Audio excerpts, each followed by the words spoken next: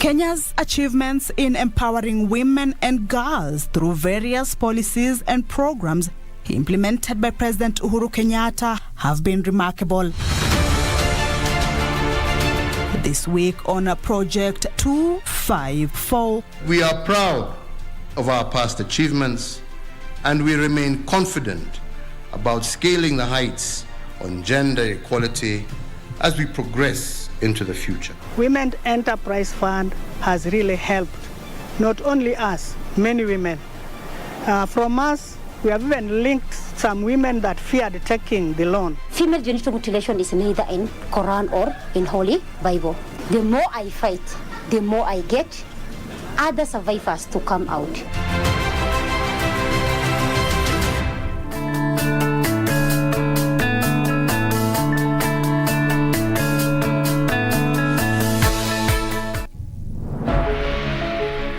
Get ready for the next big thing. A woman with a voice is by definition a strong woman. So we need to start bringing out the profession in a woman. When we demonstrate, they will come when we've been tear gassed, not when we want to pass the message. The Dada's Show is back, a show where women get to be themselves and discuss real issues. She cannot allow other women to come on the same space because she's getting different privileges from men. So akiona mwanamke ako like this is a competitor. This being an election year, we have given an opportunity to women to express themselves and share their expectations during this critical moment in our country. The issue of corruption and how it has impacted women and children in this country. Create jobs for the informal sector, create jobs for the youth who leave the universities. Ataki bora uongozi, tunataka uongozi bora. Keep your heels, head and standards high. Dadas coming soon. Are you an aspiring candidate in the upcoming general elections? Do you want your agenda and manifesto to reach your voters effectively? At KBC, we have the most comprehensive and credible online platform that has profiles of all prospective candidates. Log on to www.kbc.co.ke/2022 aspirants and let Kenyans know more about you, your past achievements, your manifesto, and your development agenda once you get elected to office. What's more, the website is easy to navigate. We will create your profile, post pictures and short videos with your campaign messages at affordable hosting fees. Log on to www.kbc.co.ke/2022 aspirants today and establish your brand authority as we lead towards the forthcoming general elections.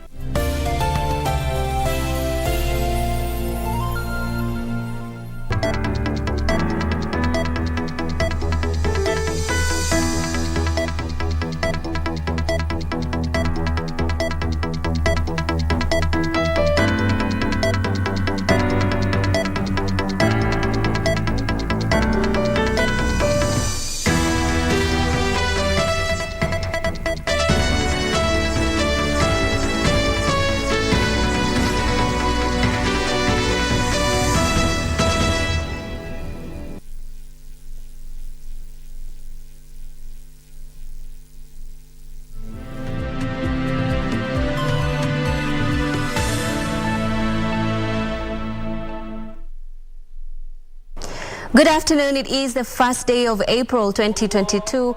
This is KBC Channel 1. Thank you for tuning in to Lunchtime News. I am Nissy Imano. Byron Abuli is our sign language interpreter for this bulletin. Right, and Muslims across the world are preparing to usher in the holy month of Ramadan, the holiest month in the Islamic calendar. The start of Ramadan, the 9th month in the Muslim calendar, is determined by the sighting of a new moon. It's the season when Muslims around the globe focus on prayer, on fasting, giving and charity and religious devotion. The start of the holy month of Ramadan is determined by the sighting of a new moon. In the Muslim world, all eyes will be set at the heavens on Saturday and Sunday to sight the Ramadan moon. Sheikh Omar Buya, a religious scholar, said Muslims should look out for the moon to signal the start of the month-long fasting period.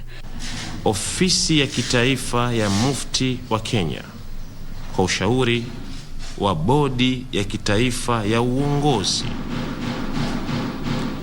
inachukua mwongozo ya kuwa utangazaji wa mwezi taifa letu la Kenya litafata mfumo wa maeneo yaliyopo Afrika Mashariki. Ramadan is a period of intense reflection, spiritual renewal, inner joy and peace.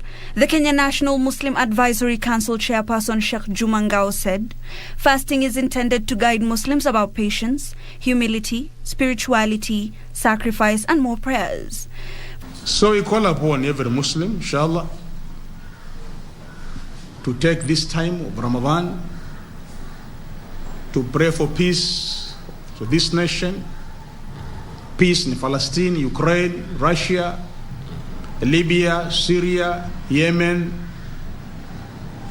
Iraq, and the other parts of the world where there is violence, killing and bloodshed.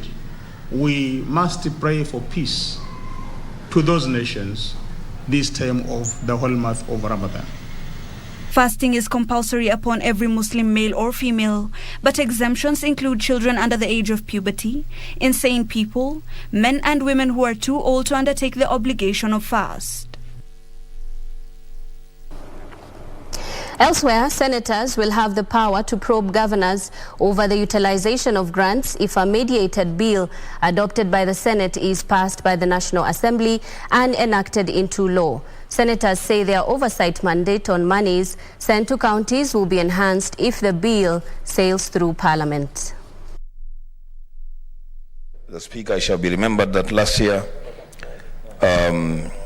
we had a very ugly encounter with governors when we attempted to ask questions about how they were using Kenya Urban Support Program funds for roads.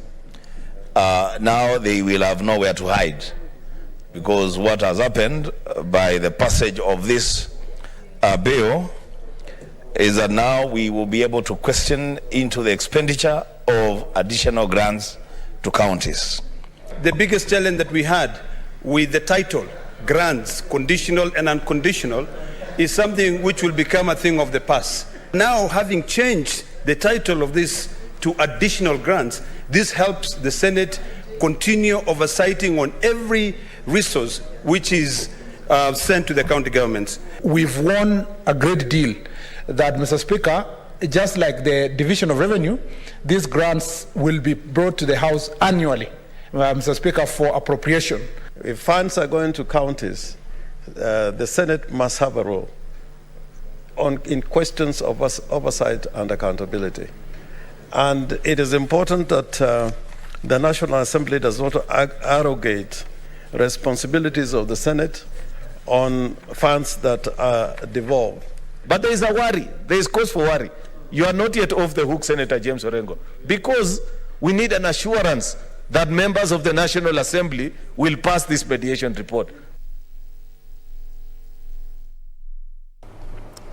And the Ministry of Health has not banned the use of feeding bottles. The Director of Medical Services in charge of preventive and promotive health, Dr. Andrew Mulwa, clarified that regulations on the Breast Milk Substitute Act of 2012 do not impose a ban on the use of feeding bottles. He said the regulations are meant to guide the labeling, marketing and packaging of breast milk substitutes, also known as baby formula, feeding bottles and pacifiers.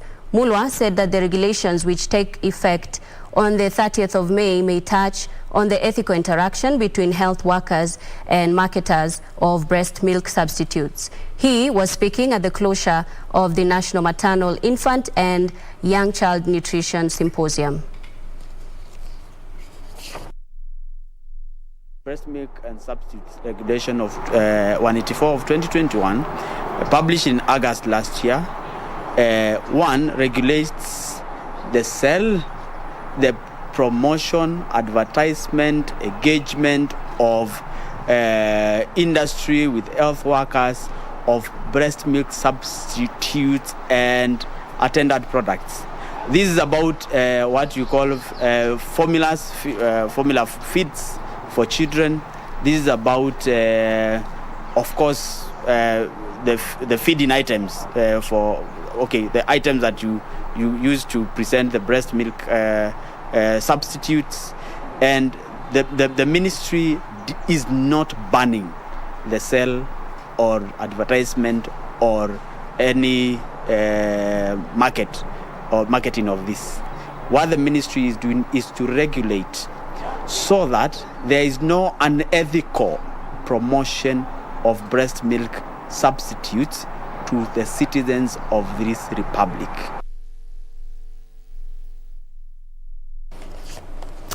And detectives from Lolongo Police Station have arrested the prime suspect of the murder of Faith Mweni of Kikombo Village in Machakos County, who was on the run.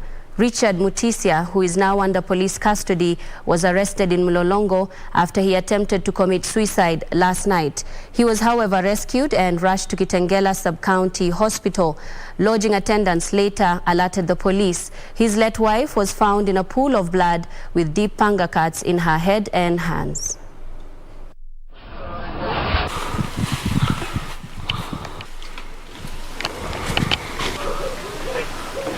Nilikuwa nikijidefense because my wife, she's very arrogant and she's very stubborn. So on this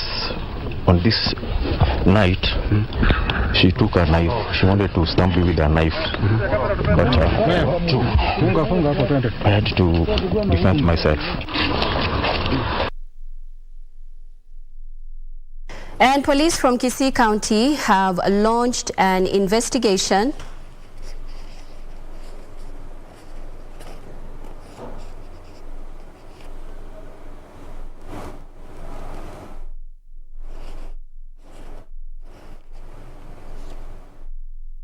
These sessions are meant to guide teenagers to engage in productive activities.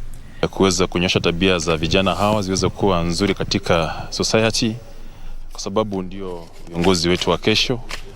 Ya pili ni kwamba kama askari, vijana hawa ndio wasipotuweka katika misingi iliyo sawa, basi kesho watakuwa ni vijana ambao hawana maana, watakuwa ni majambazi katika vijiji na watakuwa hawana uzuri katika society, katika mambo ya maisha yao na hata maisha wazee wao. He said that as future responsible citizens, the youth needed to be equipped with knowledge on how to tackle life challenges in the community. Mambo ya drugs abuse and substance abuse ambao imedhiri vijana wengi. Tusipowakuza katika njia iliyo nzuri, basi tutakuwa na kisasi ambao kitakuwa kimeangamia na tutakuwa na uongozi mzuri katika muda ujao. Kasper Ongubo, the area assistant chief, noted the program targeted boys aged between 12 and 18 and will be conducted every Monday until schools are reopened. Tuliona ni heri tukawalike vijana hawa tukishirikiana pamoja na wenzetu ambao tunafanya kazi nao, askari pamoja na wanaoshughulika katika sekta ya afya, ili tuweze kuelekeza wapate kupata mwelekeo jinsi ya kuishi. Na tumeamua kwamba tutakuwa nao kila siku ya Jumatatu hadi shule zitakapofunguliwa kwa ajili ya zoezi hili. Alcohol and drug abuse have been singled out as social evils the youngsters are likely to indulge in if left unguided. Jelis Aladi for Lunchtime News. We do apologize for that technical hitch. That story, police from Kisii County have launched a guidance and counseling program for learners on holiday aimed at protecting them against negative peer influence. The voluntary program, initiated by Kisii Police Commander Francis Cole, involves over 60 youth from Mwanamwa Sub-County in Kitutu Chache South Sub-County. And that story would bring us to our very first break, but we'll be back in just a bit. Do stay with us.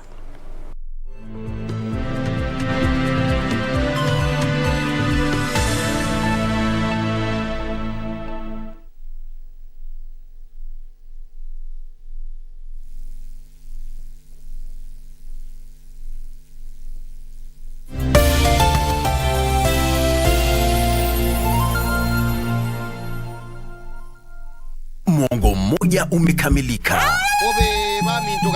Twarejea kwa udi na uvumba, kwa vishindo si haba, nderemo na vifijo.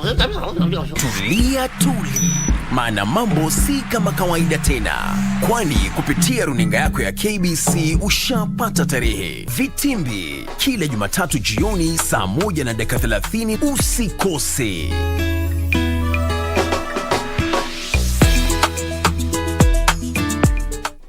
Do you have a news story to share with KBC? Get in touch swiftly on email news@kbc.co.ke or call 0723-892-654 or 0734-780-124.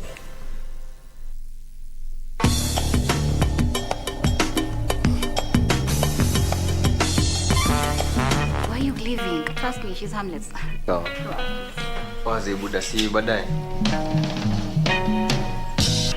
Do not hurt that girl. Wewe ni nani? You don't feel the connection here. I'd hate to lose you as a client. They say eyes don't lie. Get out.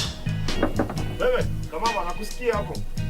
Fungua manipile na hii mlango. Nikifungua natafuta ndio Mimi hiyo hainihusu. Hebu songa nipite. Soga. Come on. Get out. Nani anataka mwasaliti kwa nyumba yake?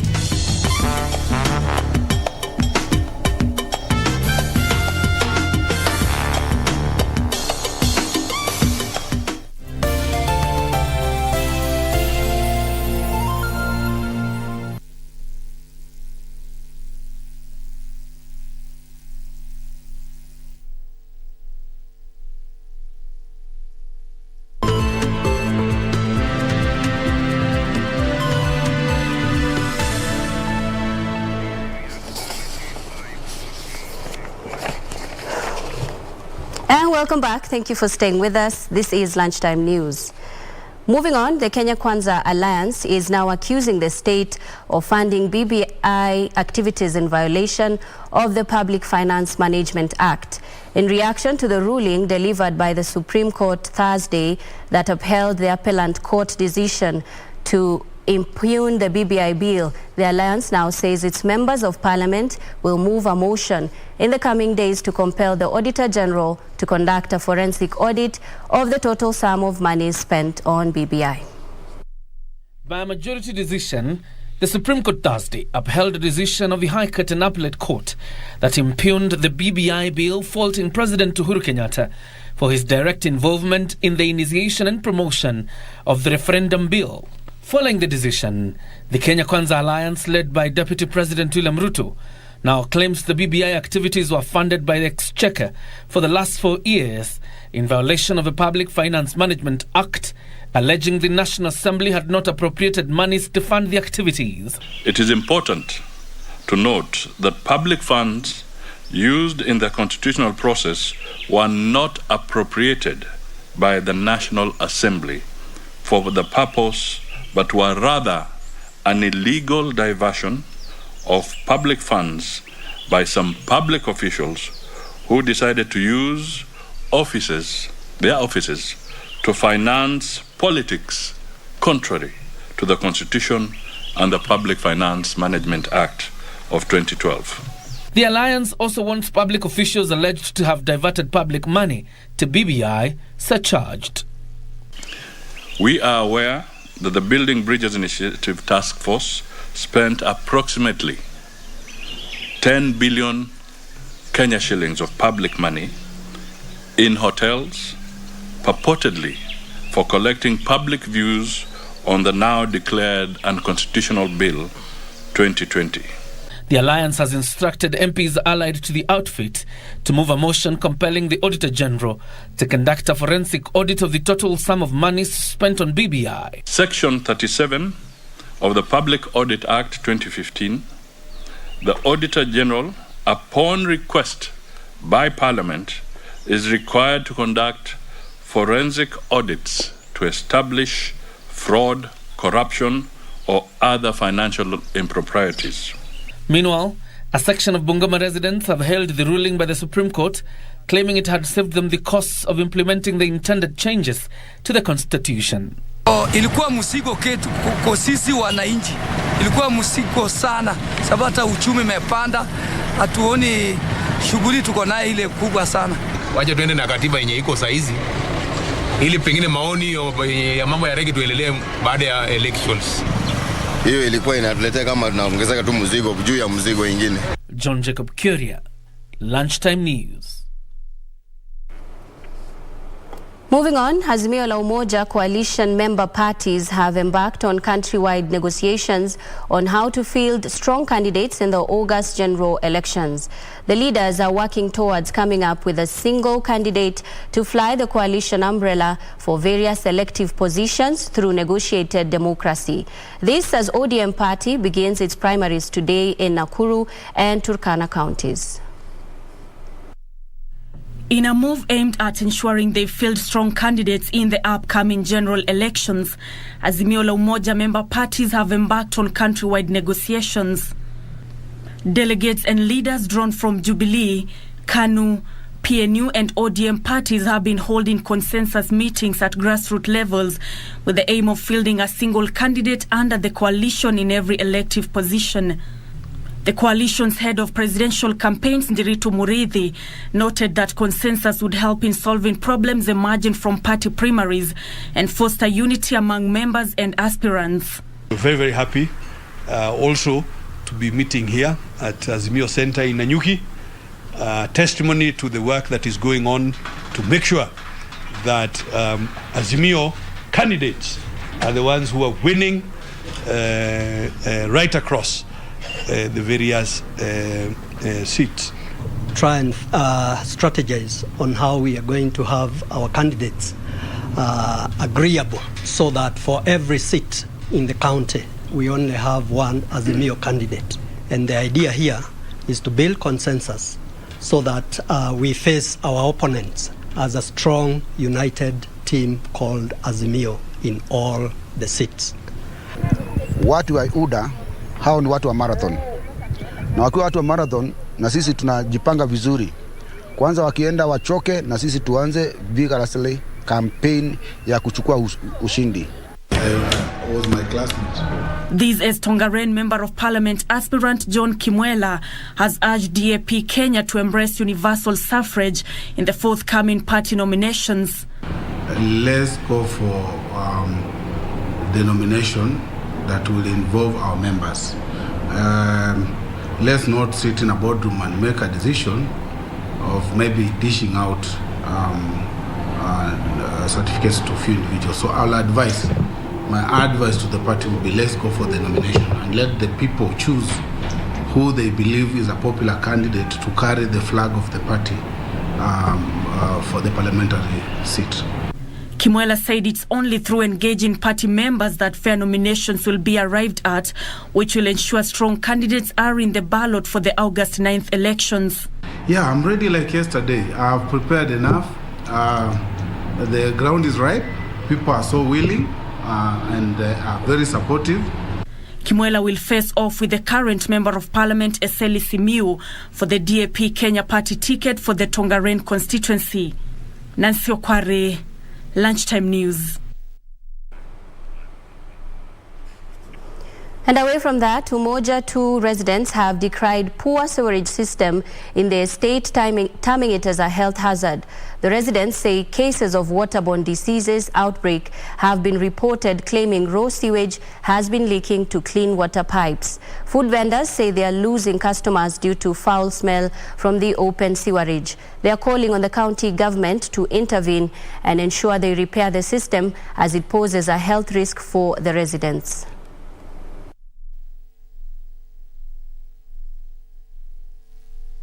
Shida yetu ni hayo mutaro. Mvua kinyesha, maji inaingia huko baka ndani ya nyumba pamoja na sewage. Naita watu wakaanzo, anasema anakuja hata leo asubuhi, nakuja hapa naangalia, anasema atakuja na tinga kubomoa. Na kila saa mimi naongea hivyo, hakuna kitu anaweza fanya. Sasa ile ingine ni shida ya maji taka kuchanganyika na maji. Wiki mbili zilizopita Hapa hatukupata maji, hatukunywa maji, tulikuwa maji yote imechanganyika na maji ya sewage. Naomba tu serikali tusaidie ni kutengeneza hii drainage, na drainage system ndio mbaya. Ikishatengeneza drainage system tutakuwa tunasikia at least maisha yatakuwa mzuri, kwa sababu magonjwa yamekuwa mengi sababu ya hii maji na takataka inachanganyika na sewage.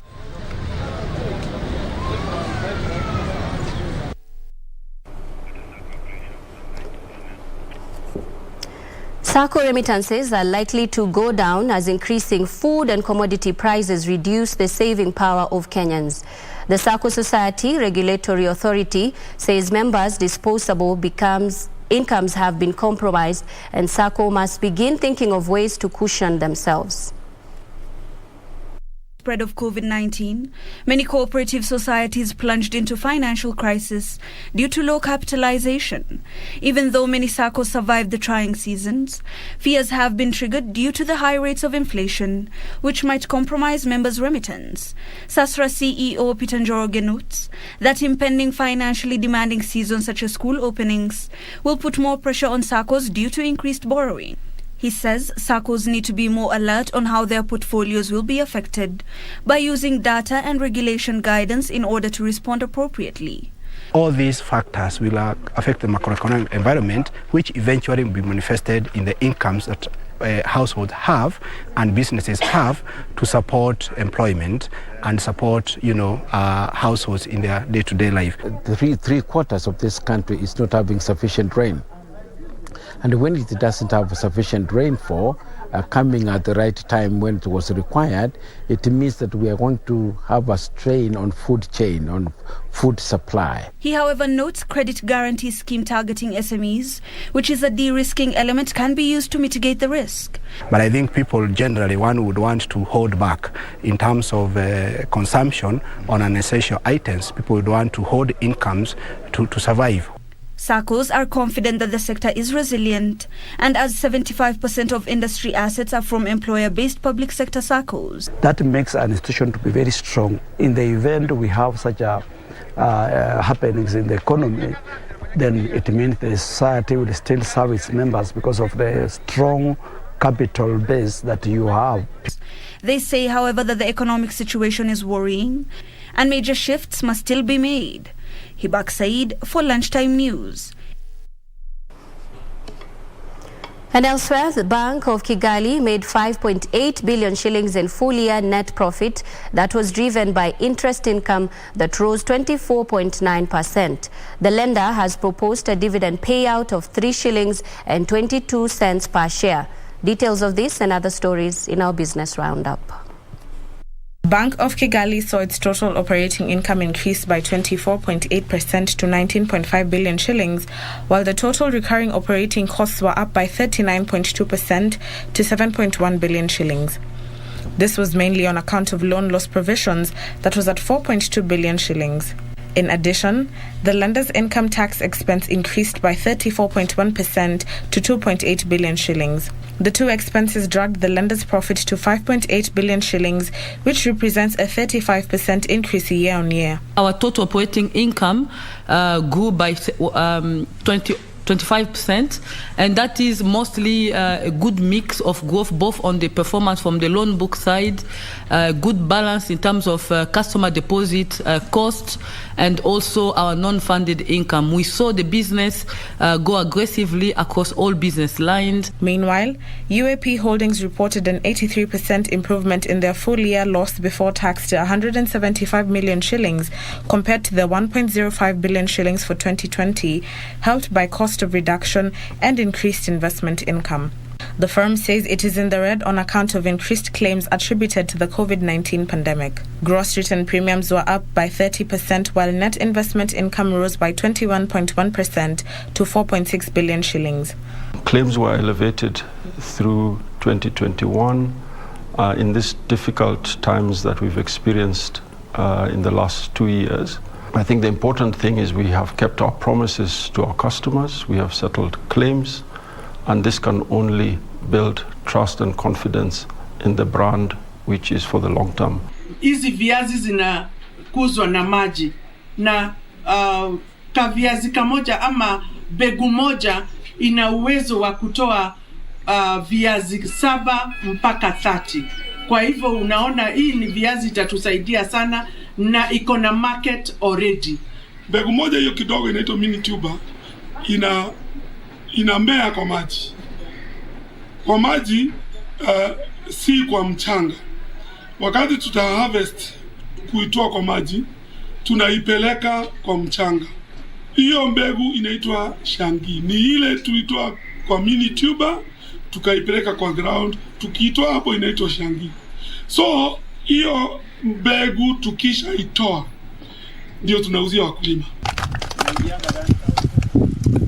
Finally, farmers in Nyandarua County will be allocated subsidized potato seedlings thanks to an initiative aimed at increasing production.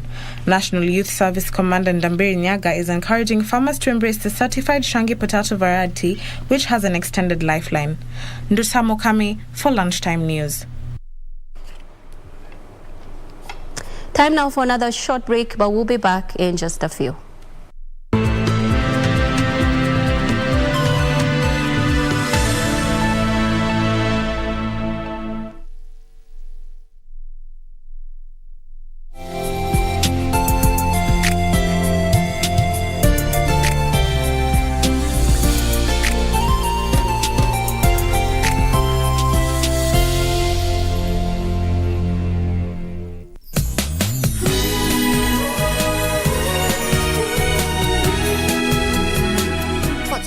Ethan's head.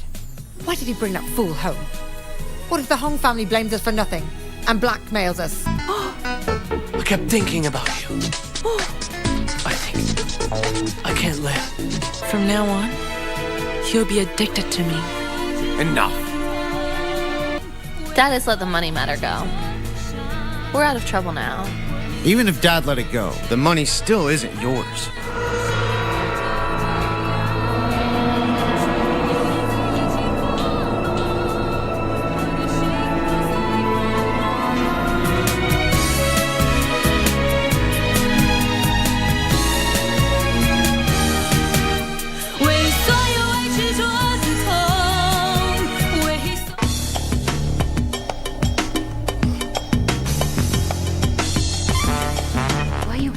Trust me, she's harmless.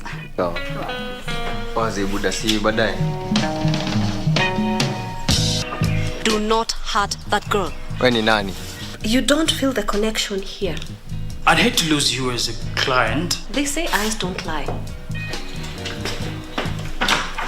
Get out. Nikifugua natafuta ndio replace. Mimi hiyo hainihusu. Hebu soga nipite. Soga. Come on. Get out.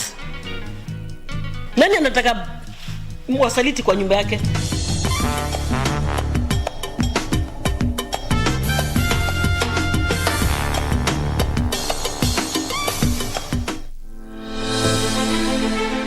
Are you an aspiring candidate in the upcoming general elections? Do you want your agenda and manifesto to reach your voters effectively? At KBC, we have the most comprehensive and credible online platform that has profiles of all prospective candidates. Log on to www.kbc.co.ke/2022 aspirants and let Kenyans know more about you, your past achievements, your manifesto, and your development agenda once you get elected to office. What's more, the website is easy to navigate. We will create your profile, post pictures and short videos with your campaign messages at affordable hosting fees. Log on to www.kbc.co.ke/2022 aspirants today and establish your brand authority as we lead towards the forthcoming general elections.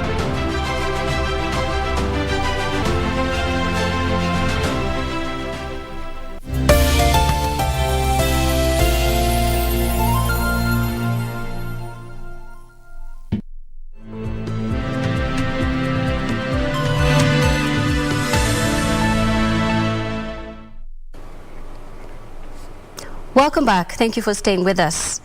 Let's take a look at politics now. As different political parties commence nominations in the month of April, the Devolution Empowerment Party, commonly known as BAS Party, has assured its supporters and aspirants of peaceful, fair and transparent nomination process. Party leader Kiraitu Murungi says the party will in the bid minimize the fallout and the expenses, carry out opinion polls and have aspirants build consensus, a move he claims will solidify the party's win in the upcoming poll.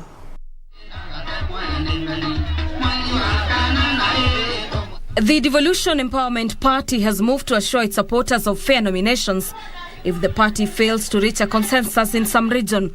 Party leader Kiraitu Murungi says the party is committed to enhance its chances of bagging elective seats by conducting fair primaries ahead of the April 22nd deadline. Kuna mahali tuko na watu 2, watu 3, lakini our nomination rules siko very straight. Meanwhile, Kiambu residents have threatened to keep off the nomination exercise over what they term as interference by the political figures to undermine the will of the people. Ingi ndio wanabaki kupewa kuamua, lakini tusiambiwe ni nani huyu, tuamue sisi wananchi wote wa Kenya. Tujue nani ambaye tunamchagua. Kenyans should be given time to choose a candidate of their choice. And there should not be imposed a candidate, whoever, regardless of the powers he have in this country. Sisi tunataka yule mtu anaweza kuwa anatusaidia na mtu yule hana historia ya corruption, mtu ambaye hana historia ya kufinya watu, mtu ambaye ameshaongoza hii nchi, tumeshaangalia. Hata sisi history tunasoma. Ndio sababu sisi tunakataa, tunasema tupatiwe uhuru ya kuchagua yule mtu tunataka. This as the race for Kiambu County senatorial position gains momentum after the entry of George Mara, former parliamentary aspirant for the Limuru constituency, with the number of aspirants seeking the Jubilee Party steadily rising. I will represent you, the people of Kiambu, and I will shun empty and divisive politics and ensure that all those promises that I make are fulfilled and delivered to our people. Tumesikia mambo mengi sana, tumesikia wengine wameandika barua ya page 8 wakitaka kurudi kwa Jubilee kwa sababu wameona ile kitu walikuwa wanatafuta kule hakuna. Meanwhile, former Devolution Chief Administrative Secretary Gideon Mungaro and Malindi Member of Parliament Aisha Jumwa, who are both eyeing the Kilifi gubernatorial position in the August poll, have faulted the current Kilifi County administration for allegedly doing too little to improve the county's economy and health services. Kwa miaka 10, county ya Kilifi haijaweza kusema imesomesha watoto wangapi mpaka form 4 na watoto wangapi wamemaliza chuo kikuu. Kwa sababu watoto wanapewa 2,200, 3,3.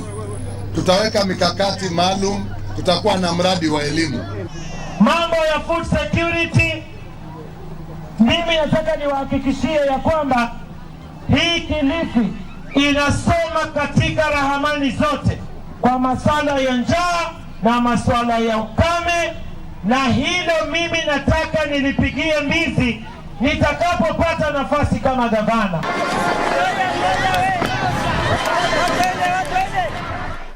Elsewhere, former Ethics and Anti-Corruption Commission boss Halake Wako, who is seeking to succeed Isiolo Governor Mohamed Kuti, has called upon the residents to make their own informed political choices without entertaining any interference from the Burana Council of Elders.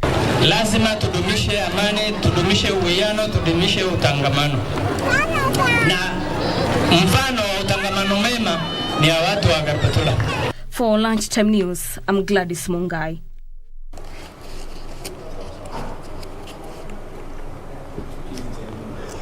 And moving on, the national government has been urged to put in place policies that will address food insecurity, water shortage and insecurity in Samburu County. Speaking during a public participation forum, residents gave their input to be incorporated in the 4th medium-term plan that will run for the next 4 years. Maralal Town, Samburu Central Sub-County. Here, stakeholders including groups of youth, women, representatives of NGOs, civil society groups, county government staff and PWDs converged to give their views on development of the 4th medium-term plan. We are already anchoring our plans to Vision 2030 And today we are drawing up our concept paper, the milestones that we have made as a county and national government, so that we can be able to do a futuristic plan, so that we are able to know where we are and where we are going to. PS in charge of planning Torome Saitoti, who led the public participation exercise, said that the views being collected from Kenyans in all the 47 counties will be included in the development geared towards implementing Vision 2030. We shall prepare what we call the report on the county consultative forums in all the 47 counties, and then they will be incorporated in the MTP 4, which should start the implementation in the next financial year 2023. That's the time we shall start implementing it until 2027. Residents of Samburu County who attended the forum say they wanted a lasting solution to the perennial problems of water, food shortage and insecurity. Hata wale investors ambao wangekuja kuinvest katika kaunti hii hawangeweza kuja kwa sababu ya insecurity. Kwa hivyo sio serikali inalaumu, tunajilaumu sisi wenyewe, kwa sababu security ama amani irudi. Hakuna mwingine atarudisha amani bila sisi wenyewe wa Samburu na neighbors wetu. Kwa hii MTP ambayo inayokuja Samburu County, sisi hatuna special school for persons with disability, na pia hatuna medical appliances workshop, ambapo Wasamburu huwa tunapotaka kupeleka watoto shule special school tuna travel to other counties. Kwa hiyo tungeomba sana ikuwe priority. They however acknowledge that the region had greatly benefited from the third medium-term plan that is coming to an end this year. Ruth Wamboi for Lunchtime News.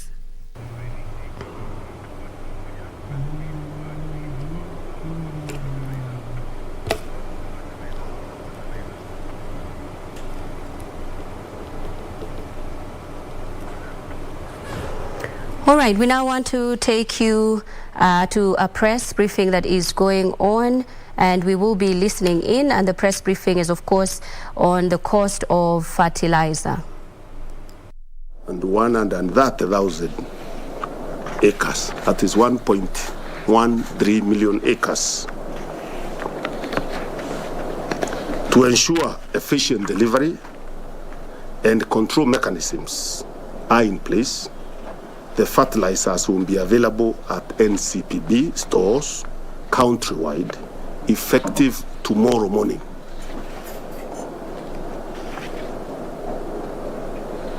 NCPB will sell the fertilizers at agreed subsidized prices to stabilize the prices of critical fertilizers to the Kenyan farmer. And the proposed prices are as follows. Fertilizer type and the price, I'll read the list. For DAP, we will retail at 2,800. CAN, 1,950. Urea, 2,700. NPK, 3,000. MOP 2,500 and sulfate of ammonia, which is usually called SA, 2,500. Thank you very much. That is the statement. Unless you have questions. So basically we have instructed NCPB to start.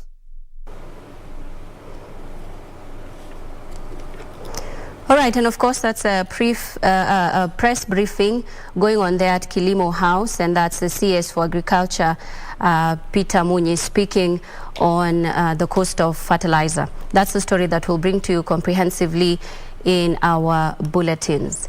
But for now, pupils from Shadell Montessori Center in Kileleshwa, Nairobi, have left their audience at age after they performed an emotional song on peace building that called on Kenyans to embrace peace and leverage cohesion to unite Kenyans during this election period. During the performance, Ariela Jabichi of Shadell Montessori broke into tears while reciting her song with a heavy message, na wasihi tupendane kama Wakenya. The emotional message was echoed by Shadell Managing Director Stella Mutua, lamenting that kids are peace-loving and must be protected from violence and hatred. The message was delivered during the school's cultural ceremony, where young kids showcase their cultural talents.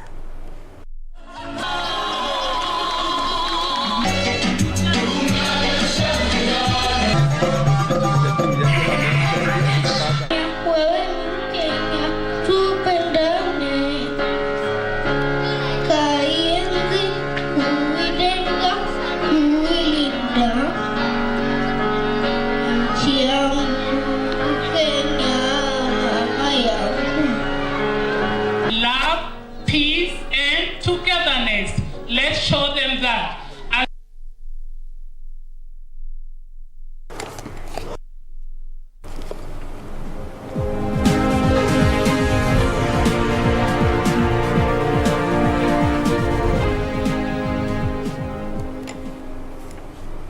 Right, on to the business of the day now. And Thiba Dam Water Project will inject 16 billion shillings to the economy when operational. Acting Water and Irrigation Cabinet Secretary James Masharia says the project that will put 10,000 acres under irrigation and avail clean water for 100,000 residents is complete and awaiting to be commissioned. Speaking in Gishugu, Acting Water and Irrigation Cabinet Secretary James Masharia said final touches are being done on Thiba Dam Water Project ahead of its commissioning. The project that was initiated 49 months ago will support agriculture by putting more land under irrigation, as well as offer clean water for domestic use by over 100,000 people residing in its proximity. The impact will be huge, like I said, in terms of food security in the country, because by it being completed, in terms of rice production, it will go up from about 114 million metric tons to 200 million. In Kiambu, residents of Gatundu North and Thika have been assured of enough water supplies once the 24 billion shillings Kariminu 2 dam is completed in about 2 months. Masharia made the assurance when they toured the facility in Gatundu North as part of a day-long itinerary to inspect 6 flagship projects in Kiambu, Murang'a and Kirinyaga counties. We've made sure that even as water is going to Nairobi, we also catered for the local community, because out of the 140 million liters, 10 million will be given to the people of Gatanga, which is in Murang'a. We are happy that it's 97% complete overall.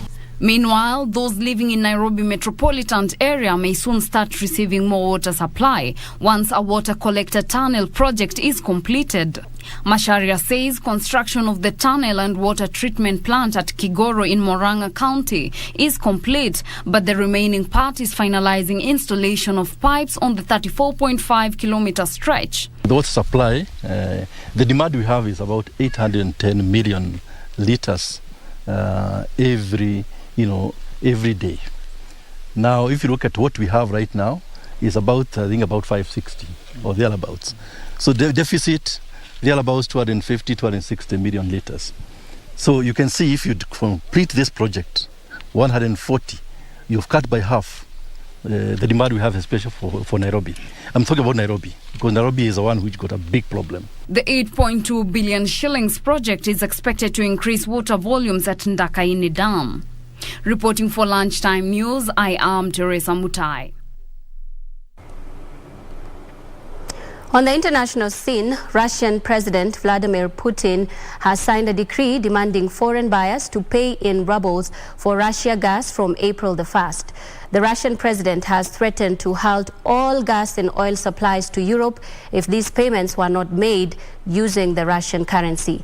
The latest announcement by Kremlin has caused confusion and fears in Europe, which relies heavily on Moscow for its gas and oil supplies. Russia supplies about a third of Europe's gas, so energy is one of the most powerful levers at Putin's disposal as he tries to hit back against sweeping Western sanctions over his invasion of Ukraine. His decision to enforce ruble payments has boosted the Russian currency, which is facing pressure from the sanctions imposed by Europe and the United States.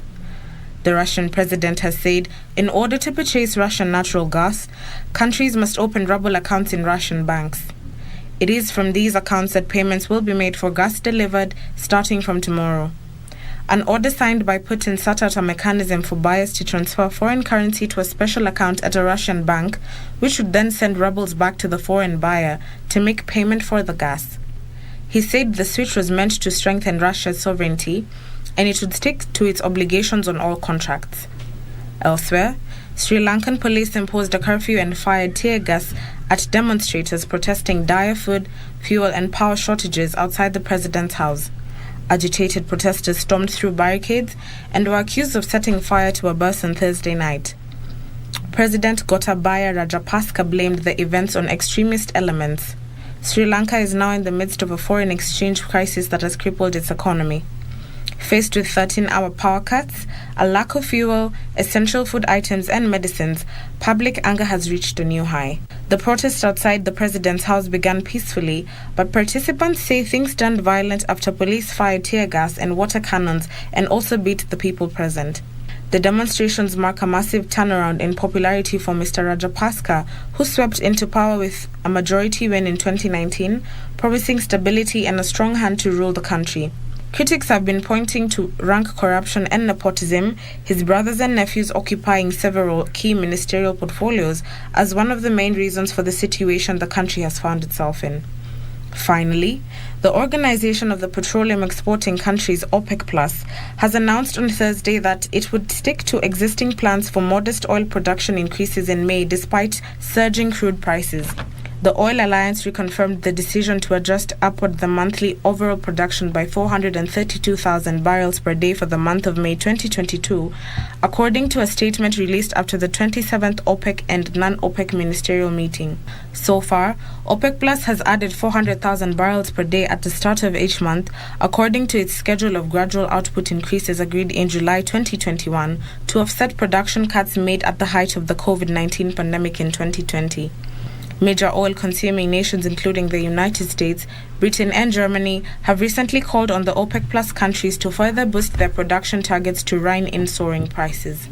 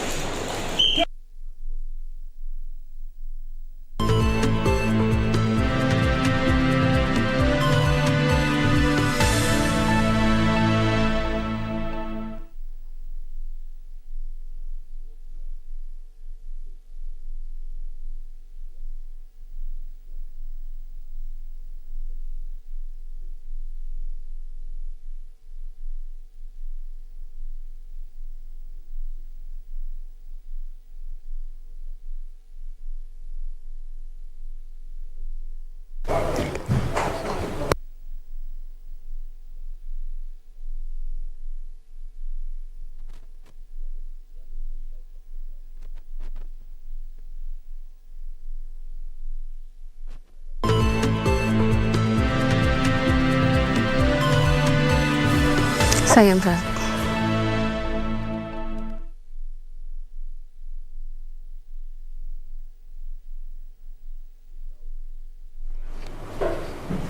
All right, on to the day's sport. We apologize for that technical hitch. We will take that story one more time. The national boxing team hit squad will leave the country this Sunday ahead of this year's Zone 3 Boxing Championship, set to be held from the 4th of April to the 10th in the Democratic Republic of the Congo.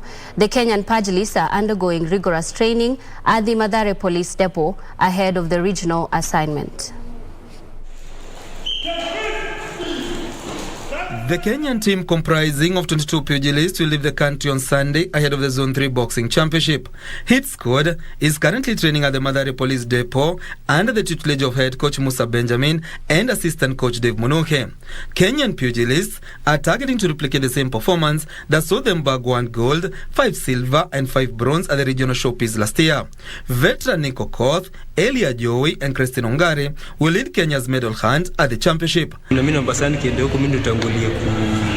Kucheza game nifungulie wale watu vile naanzaga kama komanda, unaona, na kweli tunaweza.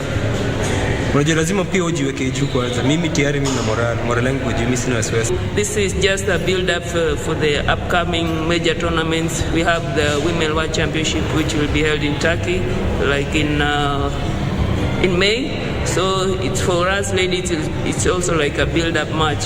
So we'll gauge ourselves with that as we work towards going through to the World Championship. Stephen Olang